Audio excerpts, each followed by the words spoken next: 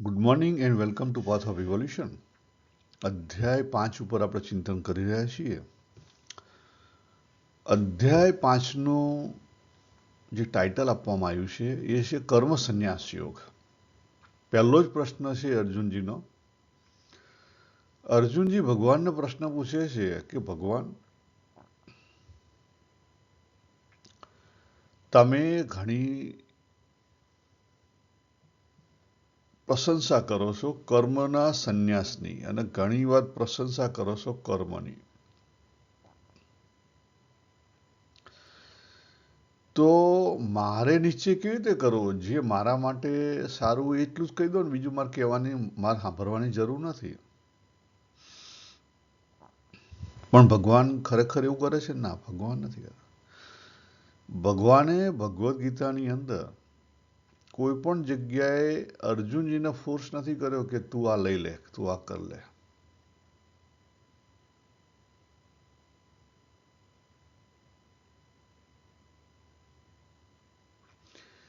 કારણ કે શરૂઆતથી જ ભગવાને જે કંઈ બધી વાત કરી એ ધીરે ધીરે ધીરે ધીરે ધીરે આખી વાઇડર વાત કરી, આખા સમાજ માટે વાત કરી. અને અર્જુનને પણ બધા જ ઓપ્શન કીધા, એક પણ ઓપ્શન બાકી નથી રાખ્યો ભગવાને. જો સાંખ્ય યોગ કીધો, કર્મયોગ કીધો, બુદ્ધિ યોગની વાત કરી, બરાબર. પછી જ્ઞાન યોગની વાત કરી, ભક્તિ યોગની વાત કરી, ધ્યાન યોગની વાત કરી. આની અંદર જ ધ્યાનની પણ વાત સમાવેશ કરી લેશે ભગવાન. અને અર્જુનને ભગવાન સમજાવે છે. શું સમજાવે છે? જો ચોથો અધ્યાયની શરૂઆત કેવી રીતે થયેલી કે તું અંદર જો સ્વધર્મની વાત કર. સ્વધર્મ એટલે સ્વભાવ. પોતે જે સ્વભાવ લઈને આવેલા હોઈએ, આપણે બાવળનું બી હોઈએ તો બાવળ બનીએ અને બાવળ કમ્પ્લીટ બનીએ, એમાં આપણું શ્રેય છે. આપણે લીમડાનું બી હોઈએ તો લીમડો બનીએ, એમાં શ્રેય છે. પછી લીમડો આંબો એનો ઓઢી લે, આંબાને ઓઢી લે અને કહે કે હું આંબો છું, એમાં આંબો થઈ જવાય નહીં. અને એનાથી એનો કોઈ ફાયદો નથી, ઉપરથી નુકસાન છે. ભગવાન એ સમજાવે છે. પણ આપણે બધા જ માસ્ક પહેરીને ફરીએ છીએ, બુરખા પહેરીને ફરીએ છીએ. આપણને સરળ થતા આવડતું નથી, આપણે કોમ્પ્લેક્સ થવામાં આપણને મજા છે. જો સ્પિરિચ્યુઆલિટી આપણને સરળ તરફ લઈ જાય છે અને આપણે બનવું છે કોમ્પ્લેક્સ.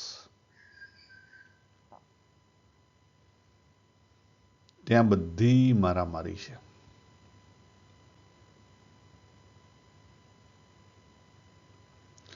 અને જીવન જીવવા માટે તો કર્મ કરવું પડશે. ભગવાને ચોખ્ખી વાત કરી. કર્મ કર્યા વગર જીવન ચાલશે નહીં.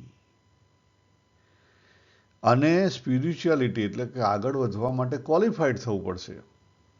અને ક્વોલિફિકેશન ક્યાં મેળવવાની છે? જેવો તમારો સ્વભાવ એ પ્રમાણે તમે આગળ વધો તો તમે ક્વોલિફાઈડ થો.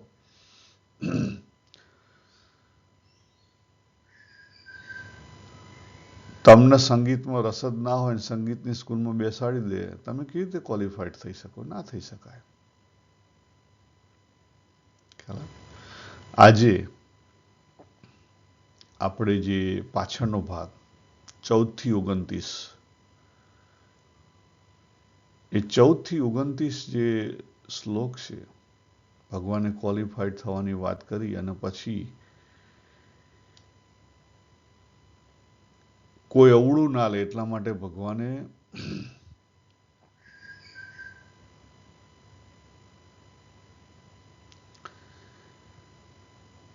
કર્મની ક્લેરિટી કરી આપી. શું? કર્મની ક્લેરિટી કરી આપી. એ કે જે ક્વોલિફાઈડ થયો એને કર્મ છોડવાનું નથી. યાદ રાખો. શું કરવાનું છે? કર્મ છોડવાનું નથી. કર્મ તો જીવન જીવવા માટે કરવું પડશે, તો છોડવાનું છે શું? એની અંદર જે ભાવ રહેલો છે રાગ અને દ્વેષ યુક્ત, એ છોડવાનો છે. એ કઈ રીતે છોડી શકાય કે કઈ જગ્યાએ રહેલો છે? 3 જગ્યાએ રહેલો છે. પહેલું કામના રૂપી, બીજું મમતા રૂપી અને ત્રીજું અહંતા રૂપી. આ રાગ અને દ્વેષ આ 3 જગ્યાએ 3 રીતે રહેલો છે, 3 જગ્યાએ રહેલો છે. એને ખાલી કાઢી નાખવાનો છે અને જીવન આનંદથી જીવવાનું છે. આટલો સારનો સાર છે, ભગવાન કહેવા માંગે છે, પણ અર્જુનજી પકડવા તૈયાર નથી. જો ભગવાને જે વાત કરી છે ને, એ બધા માટે વાત કરી છે. પંડિતોએ જે વાત કરી છે ને, એ પોતાના સ્વભાવ પ્રમાણે વાત કરી છે. ફરી કર, ભગવાને જે વાત કરી છે એ બધા માટે કરી છે. પંડિતે જે વાત કરી છે એ પોતાના સ્વભાવ મુજબ વાત કરી છે. દાખલા તરીકે આપણે વૈષ્ણવ ફિલોસોફી છે, એની અંદર આજ સુધીમાં 7 ફિલોસોફી આવી. હવે 7 ફિલોસોફીના જે બેઝ ગ્રંથ છે, જેને પ્રસ્થાન તરીકે, એ 3 છે. પહેલું ઉપનિષદ, બ્રહ્મસૂત્ર અને ભગવદ્ ગીતા. એટલે ભગવદ્ ગીતામાંથી આ 7 ફિલોસોફી આવી. છેલ્લે અક્ષર પુરુષોત્તમ ફિલોસોફી આવી. અને હજી કદાચ બીજી 5-10 આવશે, કદાચ બીજી 5-10 આવશે, નહીં આવે એવું નહીં. પરંતુ મારે કહેવાનો અર્થ એક જ છે કે જે કોઈ પંડિતો થયા એ લોકોએ માત્ર એમાંથી એક વસ્તુ પકડી. કોકે ભગવાનનો હાથ પકડ્યો, કોકે ભગવાનનું માથું પકડ્યું, કોકે ભગવાનની આંખ પકડી, કોકે ભગવાનનું નાક પકડ્યું. અદ્વૈતવાળાએ ભગવદ્ ગીતામાંથી માત્ર અદ્વૈત પકડ્યું. દ્વૈતવાળાએ માત્ર ભગવદ્ ગીતામાંથી દ્વૈત પકડ્યું. અક્ષર પુરુષોત્તમ વાળાએ માત્ર ભગવદ્ ગીતામાંથી અક્ષર પુરુષોત્તમ પકડ્યું. ખોટું છે? ખોટું નથી. એમને એમના માર્ગ માટે એ વસ્તુ પકડી ખોટી નથી, પણ મારે કહેવાનો અર્થ એક જ છે કે ભગવદ્ ગીતામાં દરેક વ્યક્તિને પોતાના સ્વભાવ અનુરૂપ માર્ગ મળી રહે. ભગવાને બધાને ધ્યાનમાં રાખીને વાત કરી છે. તમે આખો સંદર્ભ જુઓ તો સંદર્ભ, ભગવાને બધી વાત અર્જુનને કરીને અર્જુનને ચોઈસ આપી કે તું નક્કી કર, આમાંથી તારે ફાઇનલ કરવાનું, હું નહીં કહેવાનું કશું. તારે શું કરવું, એન્ડ ઓફ ધ ડે તારે નક્કી કરવાનું. ઇટ્સ નોટ, ભગવાને જીવની જે ફ્રીડમ છે ને એને ખોટી નથી કરી.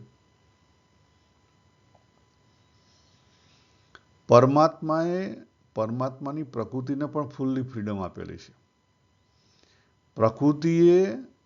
પ્રકૃતિની અંદર ભગવાન અને પ્રકૃતિ બંને, પ્રકૃતિની અંદર જીવને પણ ફ્રીડમ આપેલી છે, ચોઈસ. ભગવાને કોઈ પણ જગ્યાએ પરમાત્મા જીવની ફ્રીડમને રોકતા નથી. તો પછી આજે અમુક પરચા થાય છે ને એનું શું સમજવું?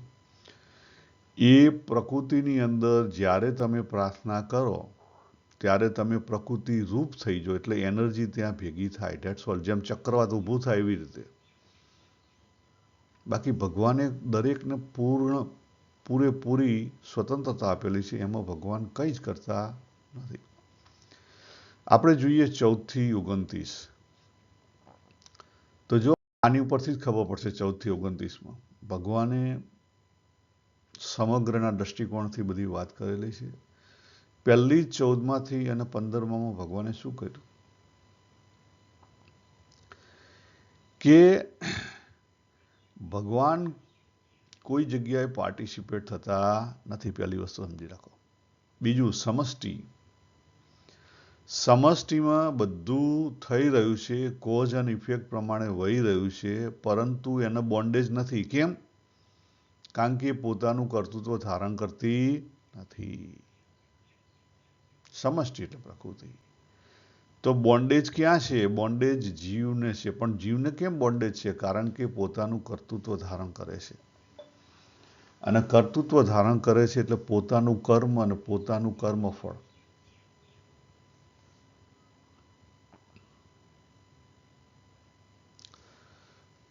હવે થોડું સૂક્ષ્મ વિચારી લઈએ.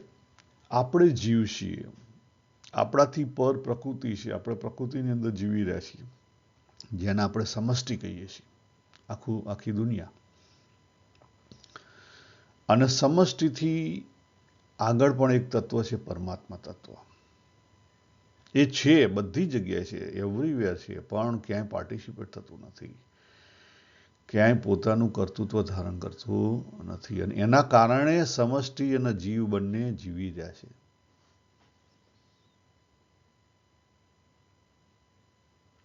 તો જીવનો પ્રોબ્લેમ ક્યાં છે? અને બધા જો જીવ હોય કે સમષ્ટિ હોય, બરાબર, આ દુનિયાની અંદર બધા પોતાના સ્વભાવથી જ વર્તે. સ્વભાવથી વર્તે એમાં પ્રોબ્લેમ છે? ના, એમાં પ્રોબ્લેમ નથી. આ દુનિયાની અંદર સ્વભાવથી વર્તે, પ્રકૃતિથી વર્તે, અને કોઝ અને ઇફેક્ટ ઊભી થાય, એમાં કંઈ પ્રોબ્લેમ છે? ના, એમાં કોઈ પ્રોબ્લેમ નથી. કારણ કે એ તો પ્રકૃતિનો નિયમ છે, કોઝ અને ઇફેક્ટ. એ તો એના બે પગ છે, એનાથી ચાલે છે. પ્રકૃતિના જે 3 ગુણ કીધા, સત્વગુણ, રજોગુણ, તમોગુણ, ઇલેક્ટ્રોન, ન્યુટ્રોન અને પ્રોટોન, બરાબર, એ શું ઊભું કરે છે? દ્વંદ ઊભા કરે છે. દ્વંદ એટલે લય. લય એટલે અપ્સ એન્ડ ડાઉન, દિવસ અને રાત, સુખ અને દુઃખ. એનર્જી છે ને, જેમ આ ચક્રવાત કેવી રીતે ચાલતું હતું? વિચાર કરો. એ આ 3 ગુણથી ચાલતું હતું. ચક્રવાતને એક કોક આગળ ખેંચે, એ પ્રમાણે હેડે, બરાબર. બેનું પ્લસ માઇનસ થાય, ઉપર નીચે આગળ પાછળ પ્લસ માઇનસ થાય, એટલે હેડે. તમે ગોળ ગોળ ગોળ ઘૂમર્યા કરે, ગોળ ગોળ ઘૂમરે કોણ? વચ્ચે એને પકડી રાખે, એટલે ગોળ ગોળ ઘૂમે. પણ આગળ કેવી રીતે વધે? આગળ પાછળના પ્રવાહોના કારણે આગળ પાછળ વધે. ખ્યાલ આવે? એનો પાથ એ રીતે નક્કી થાય. આ પ્રકૃતિનો પાથ પણ એ રીતે નક્કી છે. જો ચક્રવાત આપણે ત્યાંથી આવીને ગયું બ્રિસ્બેનથી, એનો પાથ કેવો ફરતો ફરતો ફરતો ફરતો ફરતો જતો, એક્ઝેક્ટ કોઈ નક્કી કરી શકતા ના. જે પ્રમાણે સમય પ્રમાણે જે પ્રમાણે ફોર્સ વધ્યો એ પ્રમાણે હેડી ગયું.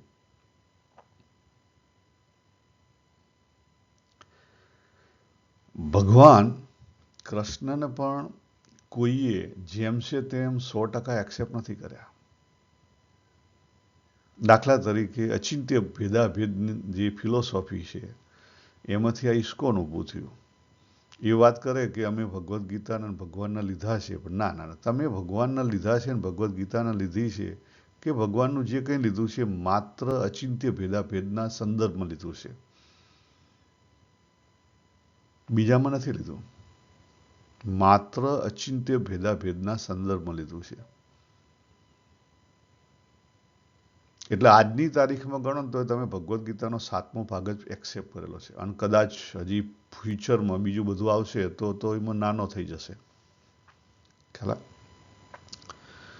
ભગવાન કૃષ્ણને પૂર્ણ અવતાર થઈ ગયા, અને પૂર્ણ અવતારને પકડવો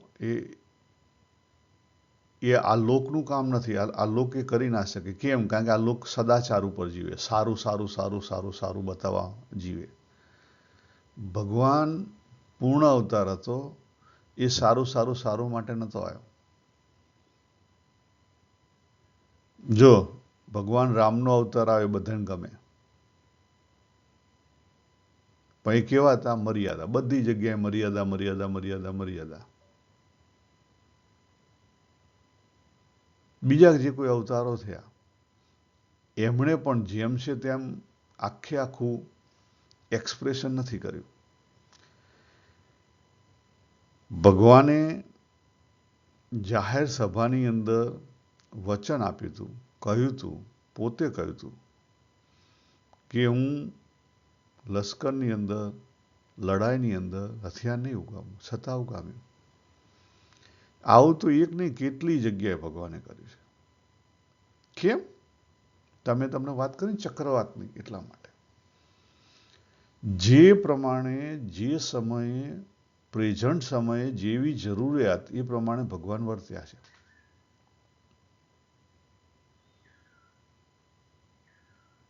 તો આપણે શું કરવું? આપણે ખોટું કરવું? ખોટું કરવાનો સવાલ નથી. જો જ્યારે જ્ઞાની માણસ હોય, જ્ઞાની પણ પોતાની પ્રકૃતિ સરખું જ વર્તન કરે. મેઇન વસ્તુ શું છે? નિર્દોષ. તમને આમાં નિર્દોષતા સમજાય છે? અગત્યની એ છે નિર્દોષતા, સ્વાભાવિક, સરળતા. એને કંઈ મારું તારું નથી. એને મારું તારું નથી. આ બહુ અગત્યનું છે. જ્યારે મારું તારું ના હોય તો બોન્ડેજ ના હોય. અને એટલા માટે ભગવાનને કોઈ બોન્ડેજ નહોતા, સમષ્ટિને કોઈ બોન્ડેજ નથી, ચક્રવાતને કોઈ બોન્ડેજ નથી, સુનામીને કોઈ બોન્ડેજ નથી. આપણને છે, કારણ કે આપણને મારું તારું સ્વભાવ છે, પણ પછી વચ્ચે આપણે શું લાવી દઈએ? મારું તારું લાવી દઈએ. આપણને આગળના બોન્ડેજ છે પ્રોબ્લેમ છે? ના, એ પણ પ્રોબ્લેમ નથી. અને કોઝ એન્ડ ઇફેક્ટ ઊભા થાય પ્રોબ્લેમ છે? ના, કોઝ એન્ડ ઇફેક્ટ છે એ પ્રોબ્લેમ. લાઇક ને ડિસલાઇક છે પ્રોબ્લેમ છે? ના, એ પણ પ્રોબ્લેમ નથી. આપણે દેહ દ્વારા પ્રકાશિત છીએ એ પ્રોબ્લેમ છે? ના, એ પણ પ્રોબ્લેમ નથી. પ્રોબ્લેમ ક્યાં છે? માત્ર ફળની ઈચ્છા, મારું મમત્વ અને હું કરું કર્તૃત્વ. આ પ્રોબ્લેમ છે, બીજું કઈ પ્રોબ્લેમ નહીં. ખાલી ફળની ઈચ્છા છોડી દે ને તો આ બીજા બે જતા રહે. ગમે તે એક છોડો ને તો બાકીના બે જતા રહે. આપણે હવે જોઈએ આગળ. ભગવાને 14, 15 અને 16ની અંદર શું વાત કરી? પહેલું 14ની અંદર ભગવાને વાત કરી સ્વભાવની. 5 વસ્તુની ભગવાને વાત કરી કે 5 વસ્તુને મારે કંઈ લેવા દેવા નથી. 14 અને 15માં કર્તૃત્વ, કર્મ, કર્મફળ, પુણ્ય અને પાપ અને પુણ્ય. ખ્યાલ આવી ગયો? પણ સાથે સાથે ભગવાને બીજી પણ વાત કરી. કોના લેવા દેવા છે? આ થાય છે કોના કારણે? તો જ્યારે સ્વભાવ, પ્રકૃતિ, કોઝ અને ઇફેક્ટ સાચા અર્થમાં ના સમજાય ત્યારે આ ઊભું થાય છે. એટલા માટે ભગવાને કીધું સ્વભાવસ્તુ પ્રવર્તતે. ખ્યાલ આવ્યો? દેખાય છે નહીં. દેખાય છે નહીં. જો તમે ભાવથી પકડો તો જ છે, બાકી છે નહીં. આપણામાં અને જ્ઞાનીમાં આટલો જ ફેર. જ્ઞાની પણ સ્વભાવ મુજબ જ વર્તે, પણ એ પકડે નહીં અને આપણે પકડીએ છીએ, એટલો પ્રોબ્લેમ છે. અને જગતના વ્યવહારમાં આપણે બધી જગ્યાએ પુણ્યની બધી સારું અને પુણ્યની બધી વાતો કરીએ છીએ. આખું જગતનું જે કહેવાતું જે પુણ્ય છે અથવા સારી બાબત છે એમાં મોહેલું છે. હવે એમાં કોઈ કારણ છે? તમે જુઓ તો કોઈ કારણ નથી. કોઈ કારણ નથી. તમે આપણા ત્યાં જ ખાલી ગુજરાતની અંદર જુઓ તો અમે ડિસેમ્બરમાં બરોડા એક મેરેજમાં ગયેલા. તો ત્યાં જે લગ્નની ઘણી બધી વિધિઓ ખરી એ આપણાથી અલગ છે. અમારાથી અલગ છે. ટૂંકમાં અમારાથી અલગ છે. કેમ? કારણ કે બહાર ગૌએ જઈએ એટલે બધું બદલાવા માંડે. તો ભાઈ સાચું શું? ખ્યાલ આવે તમને? એટલે જગતના વ્યવહાર છે ને એમાં બહુ ઊંડા ઉતરાય નહીં. પણ જીવને શું થયું છે? ભગવાને જો ચોખ્ખી વાત કરી. જીવ મોહિત થઈ ગયો છે. પણ મોહિત કેમ થઈ ગયો છે? કારણ કે એનું જ્ઞાન છે એને કોણે ઢાંકી દીધું છે? અજ્ઞાને. પણ કયું જ્ઞાન? તો સ્વસ્વરૂપનું જ્ઞાન. જો બીજા જ્ઞાનની વાત નહીં થતી અહીંયા. અહીંયા લોકના જ્ઞાનની વાત જ નથી કરતા. English, Hindi, Gujarati, Brisbane, Australia, કોઈની વાત નથી કરતા. કયું વાત? જ્ઞાન, સ્વસ્વરૂપનું જ્ઞાન. ચોખ્ખું લખ્યું ભગવાને.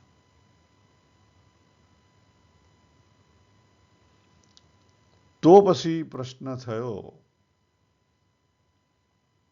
કે તમે જ્ઞાનની તો વાત કરી, તો આ જ્ઞાન ઉદય કેમ થાય અને મોહ ટળે કેમ? આ બે પ્રશ્ન થયા.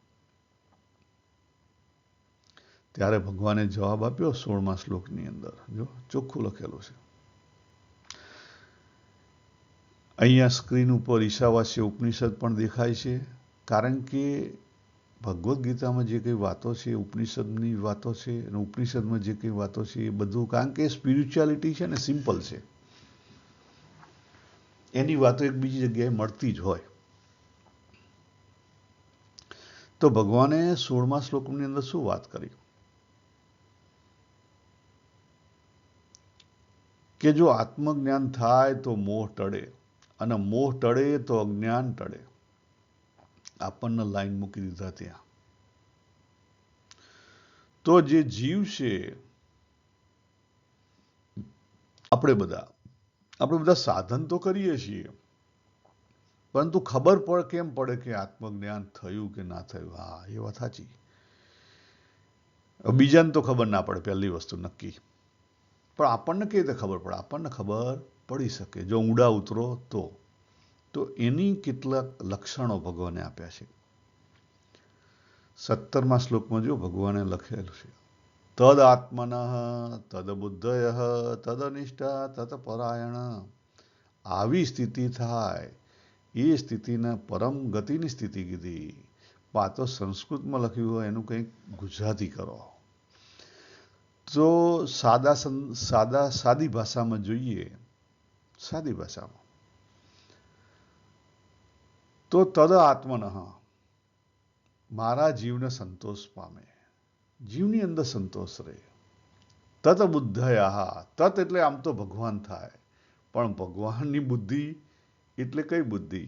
ભગવાનની બુદ્ધિમાં દ્વંદ નથી, તો આપણી બુદ્ધિ પણ કેવી હોય? દ્વંદ વગરની. એને શું કહેવાય? તદ બુદ્ધયા, સ્થિર થઈ જાય. આપણી બુદ્ધિ સ્થિત પ્રજ્ઞની જે વ્યાખ્યા કરી ભગવાને બીજા અધ્યાયની અંદર, એની અંદર પણ આ જ છે. બુદ્ધિની અંદરથી દ્વંદ નીકળી જાય એટલે બુદ્ધિ સ્થિર થાય. એ સિવાય બુદ્ધિ સ્થિર થઈ શકે નહીં, કારણ કે બે દ્વંદ હોય એટલે શું થાય? પ્લસ માઇનસ થયા કરે, ડગ ડગ ડગ ડગ ડગ ડગ ડગ હાલ્યા જ કરે. તદનિષ્ઠા, હવે નિષ્ઠા એટલે આપણે એવું નહીં પકડવાનું કે ઓહો કૃષ્ણની નિષ્ઠા કે રામની નિષ્ઠા, ખ્યાલ આવે કે સ્વામિનારાયણની નિષ્ઠા. નિષ્ઠા એટલે આ જીવનની અંદર ભગવાને બધું આપ્યું છે, ભગવાન હાજર છે, હવે બીજી કોઈ પ્રાપ્તિની ઈચ્છા નથી. આ એક વાત સમજાઈ જાય પછી એ માણસને બીજી કામના ના રહે. ત્યારે સમજી લેવાનું કે આત્મજ્ઞાન થયું, બીજી કામના ના રહે. એટલે આ લોકની વાત નહીં, ધર્મની બાબતમાં પણ બીજી કામના ના રહે, પરલોકની બાબતમાં પણ બીજી કામના ના રહે.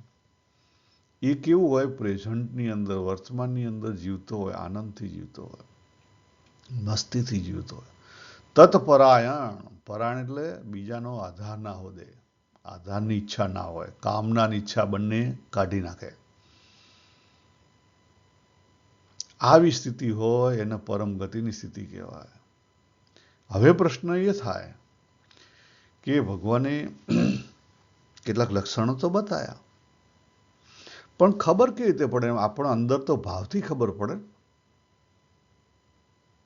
તો કેવો દ્રષ્ટિકોણ થઈ જાય, કેવો ભાવ રહે આપણને? તો એની વાત ભગવાને 18મા શ્લોકની અંદર કરી. ભગવાન શું કહે છે? સમદર્શિન, સમદર્શિન એટલે સંભાવ રહે, પણ કોની વચ્ચે રહે? બ્રાહ્મણ જોવે કે ચંડાળ જોવે, ગાય સાથે વ્યવહાર કરે, કૂતરા સાથે વ્યવહાર કરે કે હાથી સાથે વ્યવહાર કરે, એની દ્રષ્ટિકોણ કેવો હોય? સમ દ્રષ્ટિકોણ હોય, એને એમાં ભેદ ના હોય. બહુ અઘરું બાબત છે. આમાં એને બહુ ભેદ હોય નહીં. હવે આખી જે સ્પિરિચ્યુઆલિટી ને એના બે ભાગ છે. આખી સ્પિરિચ્યુઆલિટી માણસ ના જે સ્વભાવ છે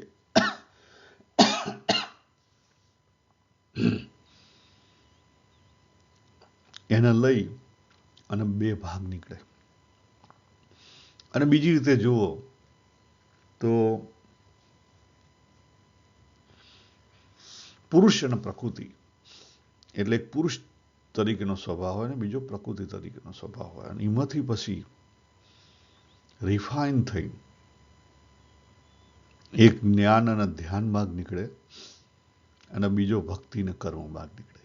જ્ઞાન અને ધ્યાન માર્ગ એ કેવો કહેવાય? પુરુષ પ્રધાન માર્ગ કહેવાય, એના ઈગો પ્રધાન માર્ગ કહેવાય, સંકલ્પ પ્રધાન માર્ગ કહેવાય. એ પોતાની જાતની અંદર શોધે પોતાને, આત્મજ્ઞાન. એમાં શું આવે? પહેલું આત્મભાવ આવે, બુદ્ધ ભગવાનનો. ભક્તિ અથવા કર્મ, એમાં પરમાત્માની લીલા આવે. ઈસ્કોન, ચૈતન્ય મહાપ્રભુ, મીરાબાઈ, આ બધા ભગવાનની પરમાત્માની લીલા આવે. પણ બંનેની અંદર છેલ્લે એન્ડ રિઝલ્ટ કઈ ના રહે, માત્ર અનુભૂતિ રહે. પરમાત્મા પણ ના રહે, ના પરમાત્મા પણ ના રહે, માત્ર અનુભૂતિ રહે. હું અને તું બે જતા રહે, હું અને તું બે જતા રહે. ખ્યાલ? જ્ઞાન અને ધ્યાન અંદરનો માર્ગ છે, ભક્તિ અને કર્મ બહારનો માર્ગ છે.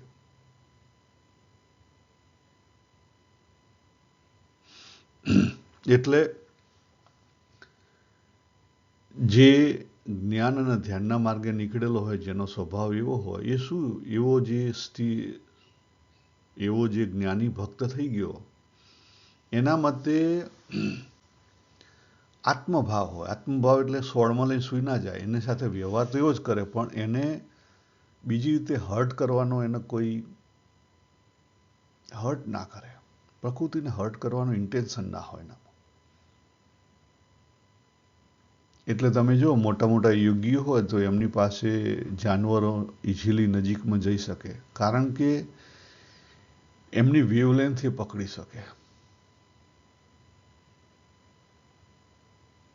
આજે સ્વામિનારાયણ ભગવાન સપોઝ એમની પેલી નાના હતા અને એ જંગલમાં પેલી ધ્યાન કરે છે, તો બાજુમાં સિંહ આવીને બેસી જાય છે, તો એનું શું કારણ? આનું કારણ આ વેવલેન્થ. સમષ્ટિ જીવ થઈ જાય. શું થઈ જાય? સમષ્ટિ જીવ થઈ જાય. ભાવ સમષ્ટિ થઈ જાય, એટલે આત્મભાવ કહેવાય. ભક્તિ અને કર્મવાળાને શું હોય? ભગવાનની લીલા હોય. એ શું માને કે ભગવાન, બ્રાહ્મણ પણ ભગવાનની લીલા છે અને ચંડાળ પણ ભગવાનની લીલા છે. ખ્યાલ? પણ ભક્તિમાં જો વેવલા વેળા આયા કે ચંડાળને કે દૂર રાખો, આમ કરો, પેલું કરો, તો ગયા, ધીરે ધીરે ગયા તમે. ભલે તમારે વ્યવહાર ના થતો, તમે વ્યવહાર ના કરો, પણ ભાવથી આપણે ત્યાં સમાજમાં ઊંધું થઈ રહ્યું છે. ભગવાન સમતાની વાત કરે છે, આપણે ઇક્વાલિટીની વાત કરીએ છીએ. ભગવાને પોતાના સ્વભાવ પ્રમાણે એનર્જીની અંદર સમત્વ લાવવાની વાત કરી છે, જ્યારે આપણે બહાર સમતાની વાત કરીએ છીએ, ઇક્વાલિટીની વાત કરીએ છીએ, કે લેડીઝોને અને પુરુષોને ઓફિસમાં સરખું મળવું જોઈએ, સરખું વ્યવહાર થવો જોઈએ. પણ વ્યક્તિ દરેક વ્યક્તિ યુનિક છે અને દરેકની સાથે સમતાની વાત કરો, ધેટ્સ અ રોંગ થિંગ.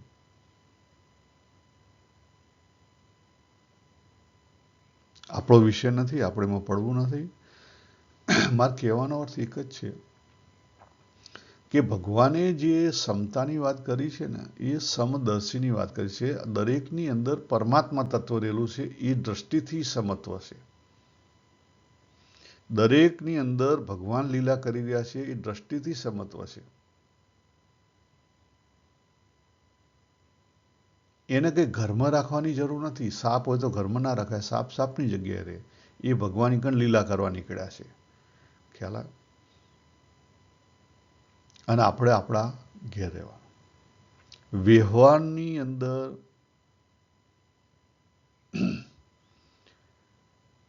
સમતા નથી લાવવાની,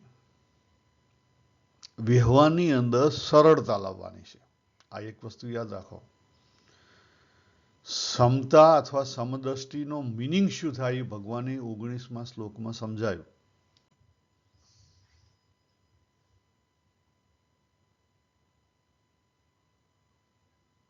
વ્યવહારની અંદર સમદ્રષ્ટિ લાવવાની છે. કેવી રીતે? સરળતા દ્વારા. અહમ શૂન્ય વ્યવહાર. માસ્ક પહેરવાના નથી. પહેલી વસ્તુ, અંતઃકરણની અંદર સમભાવ લાવવાનો છે.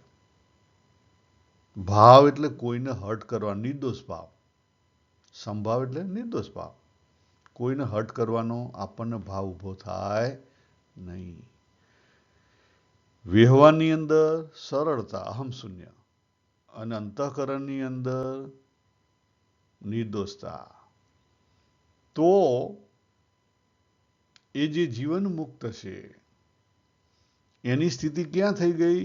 ભ્રમની અંદર સ્થિતિ થઈ ગઈ. પણ કેમ એની સ્થિતિ ભ્રમની અંદર થઈ ગઈ? કારણ કે ભ્રમ પણ કેવું છે? નિર્દોષ છે. ભ્રમ પણ કેવો છે? નિર્દોષ છે.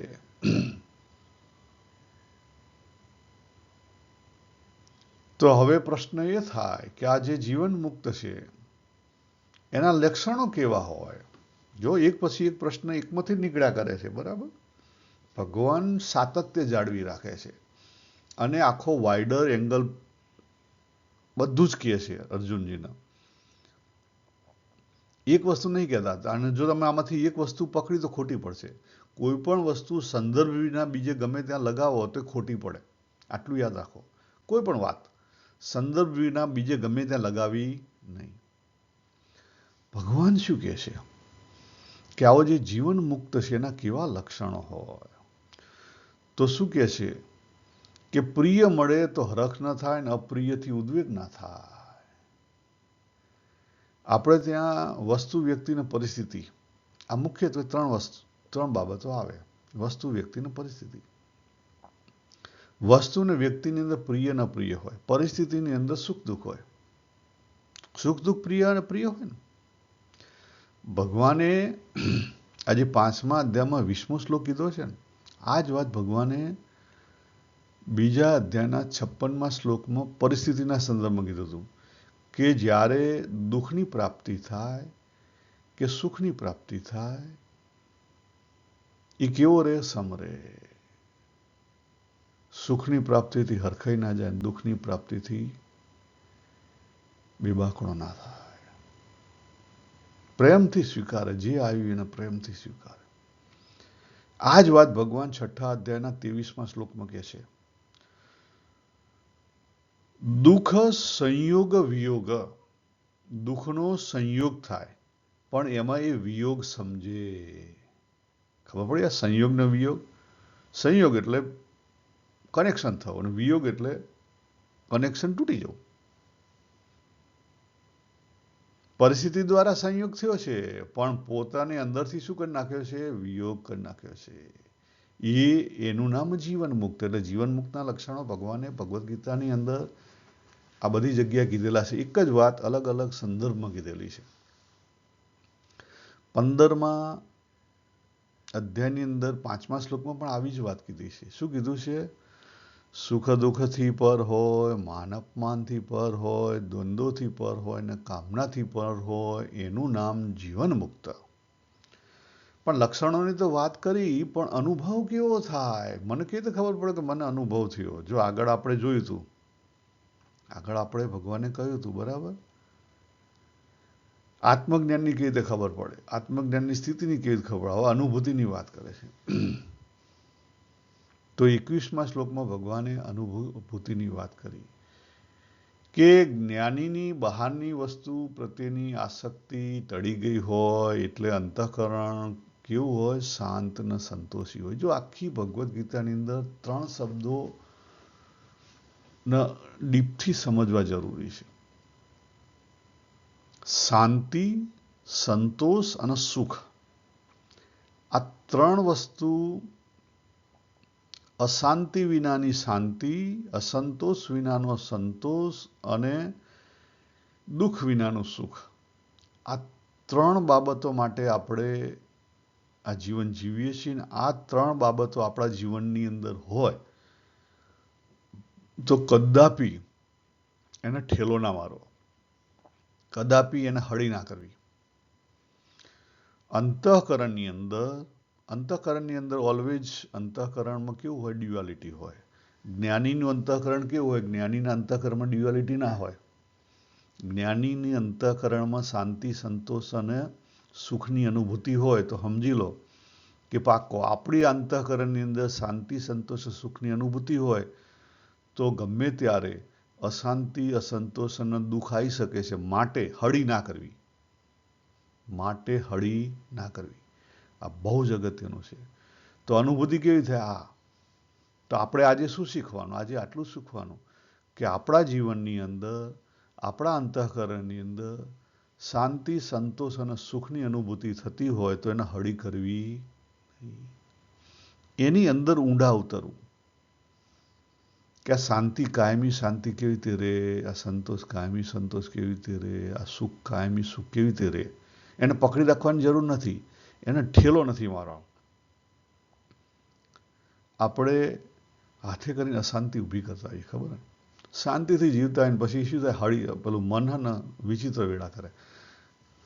ના ના ના ના, આ કરીએ, પેલું કરીએ, વીકેન્ડમાં અહીં જઈએ, પીણ જઈએ, કારણ કે સંતોષ નથી અંદર. ખ્યાલ આવે?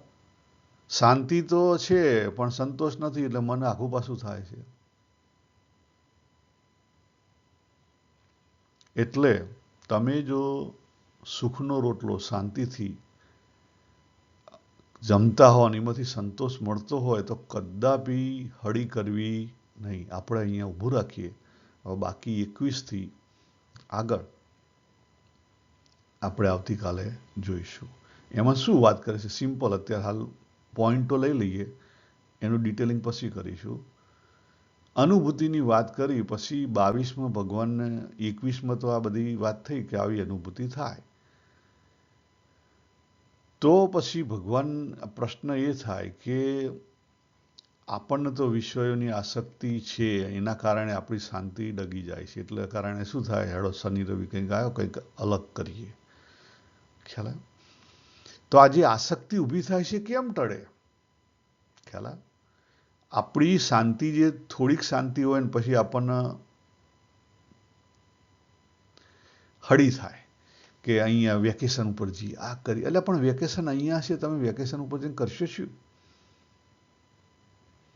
તમે વેકેશન જેવી શાંતિ ને સંતોષ અહીંયા છે તો અહીંયા માનો ને, જઈને હાથે કરીને અશાંતિ કેમ ઊભી કરો? તો આ બધા વિષયોની આસક્તિ ટળે કેમ? અંદરથી આસક્તિ ઊભી થાય છે, આપણો મોહ. જો મોહની વાત હવે થશે, બરાબર? ત્યાંથી પછી આપણે આગળ જોઈશું. સર્વેને જય શ્રી કૃષ્ણ. હરિ ઓમ તત્સત. હરિ ઓમ તત્સત.